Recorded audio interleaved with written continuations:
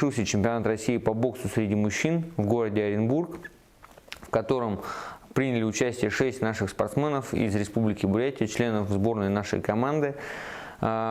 Не смогли завоевать наши спортсмены медалей. Ряд спортсменов остановились лишь в шаге от пьедестала, от завоевания бронзовой как минимум медали. Но тем не менее это достаточно неплохой результат в части того, что наша сборная участвовала в таком достаточно расширенном составе. 6 человек – это довольно много для, ну скажем прямо, не самого большого субъекта нашей страны.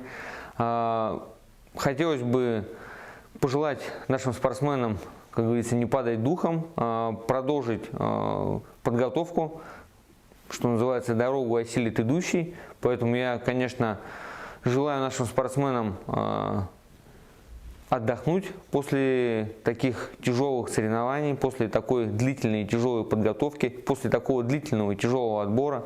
Мы помним, что наша сборная команда, которая участвовала в чемпионате России, отбиралась по итогам различных турниров, и лишь несколько человек смогли отобраться по итогам Дальневосточного федерального округа, который является основным отборочным мероприятием на чемпионат России по боксу среди мужчин.